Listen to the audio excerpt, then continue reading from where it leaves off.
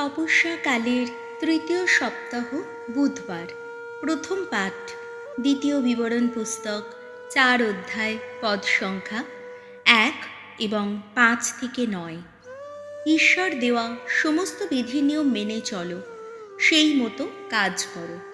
Moshe একদিন Israel জনমণ্ডলীকে এই কথা বললেন, ইসরায়েল, আজ আমি যে সমস্ত বিধি নিষেধ ও নিয়মনীতি সম্বন্ধে তোমাদের শিক্ষা দিচ্ছি, তোমরা ইসরায়েলের মানুষ যারা এখন তা শুনে রাখো।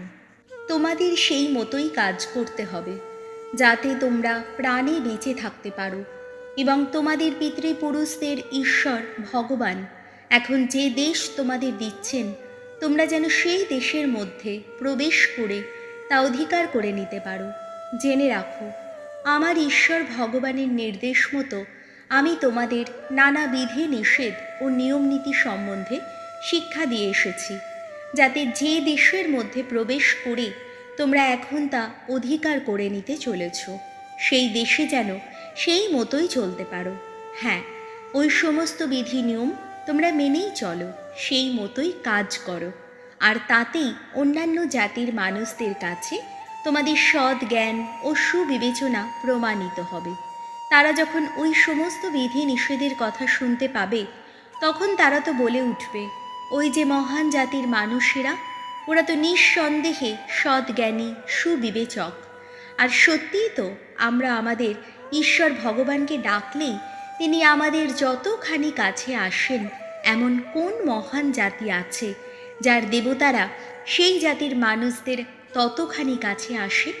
এবং আমি এই যে সমগ্র বিধান শিক্ষা আজ তোমাদের সামনে মেলে ধরছি, এমন কোন মহান জাতি বা আছে যার বিধি নিষেধ ও নিয়ম নীতি তেমনি ধর্মসম্মত?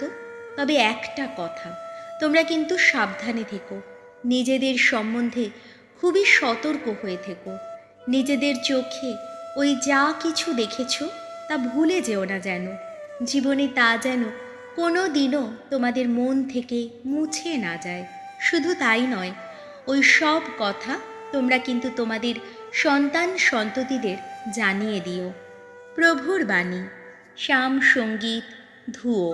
প্রভুর ভক্তজন, গাও তোমরা প্রভুর জয়গাথা। জেরুজালেম, ভগবানের গুণগান করো। সিয়ন নগরী, তোমার ঈশ্বরের স্তুতি গান করো। তিনি সুদৃঢ় করে দিয়েছেন তোমার যত দাড়ির অর্গল, তোমার কোলের যত সন্তানকে আশীষ ধন্য করেছেন তিনি। ধুয়ো।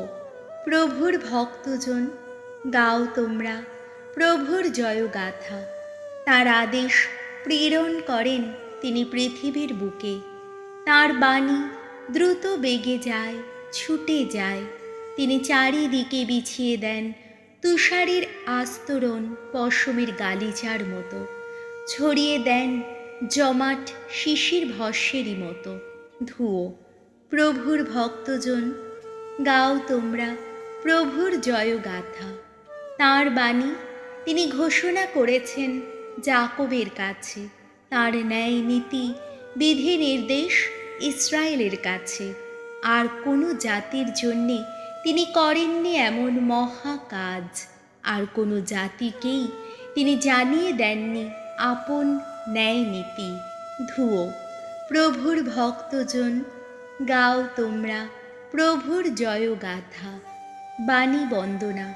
হে খ্রিস্ট, হে করুণা ঘন, নমো হে, নমো হে।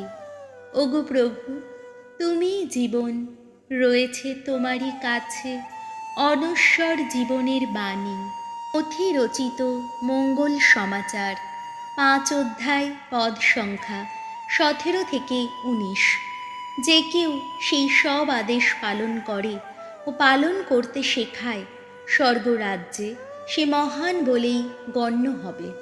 যিশু একদিন তার শিষ্যদের বললেন, তোমরা এই কথা মনে করো না যে আমি মোশির বিধান বা প্রবক্তাদের নির্দেশ বাতিল করতে এসেছি। আমি তা বাতিল করতে আসিনি, বরং পূর্ণ করতেই এসেছি। আমি তোমাদের সত্যিই বলছি, আকাশ ও পৃথিবী যতদিন বিলুপ্ত না হয়, ততদিন বিধানের বিন্দু বিসর্গ লোপ পাবে না। তার আগেই যা কিছু ঘটবার কথা সবই ঘটবে। তাই এই সব আদেশের মধ্যে গৌণতম আদেশগুলির একটিও যদি কেউ লঙ্ঘন করে আর অপরকে লঙ্ঘন করতে শেখায়, তাহলে স্বর্গরাজ্যে সে তুচ্ছতম বলেই গণ্য হবে। কিন্তু যদি কেউ সেই সব আদেশ পালন করে ও পালন করতে শেখায়, তাহলে স্বর্গরাজ্যে সে মহান বলেই গণ্য হবে। প্রভু যিশুর মঙ্গল সমাচার।